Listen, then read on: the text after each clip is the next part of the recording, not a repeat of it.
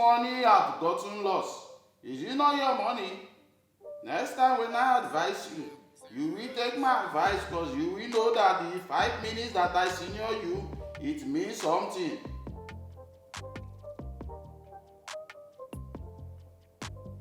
Huh. You really disappointed me. After spending 2 million naira to send you abroad. Cut, we take. Paul will come out of his yash lágbára Ọlọ́run. Ẹ gbà mí, ọmọ ènìyàn ló yàgbẹ́ lọ́wọ́ báyìí. Ọlọ́run, I'm going to send everybody out of this house. I swear.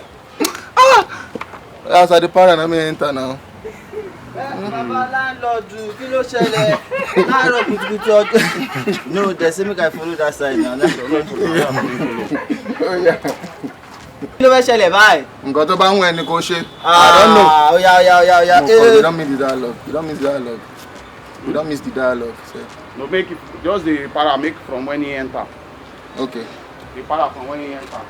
To God, if I catch that person, I'm going to deal with that person. Alone. Kò sí wàhálà, we are going to catch the person together. That noise is too loud. I beg make you go to pass. Not too much moment. This one. Okay. We want go drum start. Okay, one time here. Enter. I beg, sorry. May it enter, come out. You understand? You go enter. Nah, say you know, see, you go enter. I want to go to You go enter. Mama, Baba. Come outside, you say shout, yeah! Oh, he shock you. Well, So we get our mistake. When he first come, he don't dey look inside toilet. Now you first ask how far. When he tell you before your eye go toilet.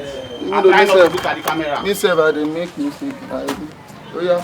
Action, they go.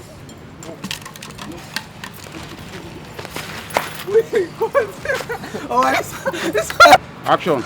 No, this guy did the frame. He was not there. This guy no fit for your life. I just have it. Action. No jam. We no jam. Jam, now go jam. We no jam ourselves. We just collect our. So, action. Oh, forget shit. Yeah. Oh, damn. No, I get your trousers. I get your jeans. Oh, yo. Oh, shit. Huh? Bad market. Huh?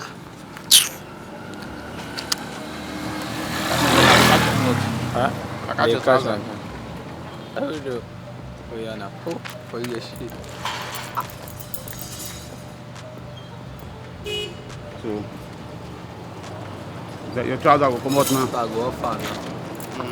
Action. Whoa. Ah.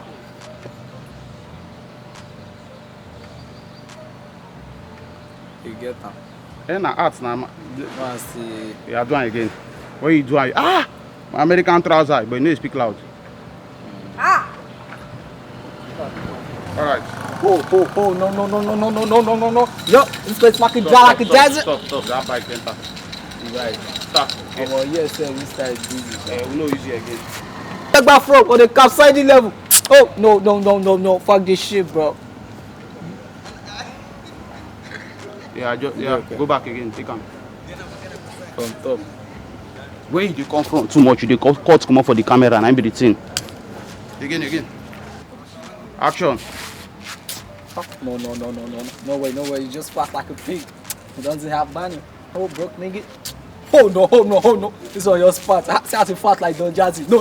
I don't know that shit. Retake can. Yeah, busy retake. Wait. Oh, Don Jazzy. No. That was shit. So, you mean you are the owner of the shit?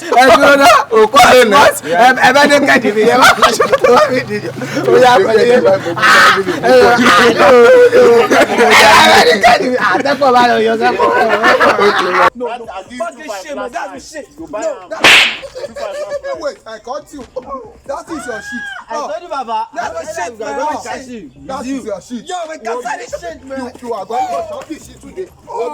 màá bẹ̀ pa ẹ́ lẹ́nu. That is your shit. That is your shit.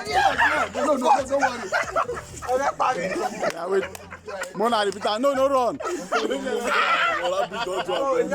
No, Mona, you're the popo am.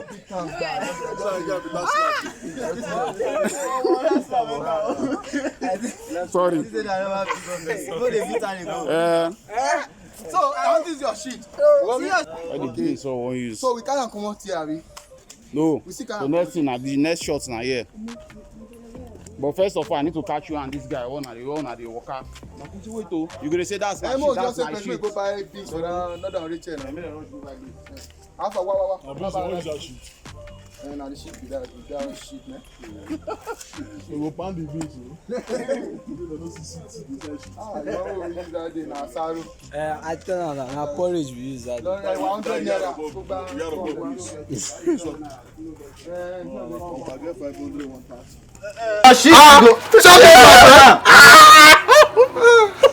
Now your shit you go shop am.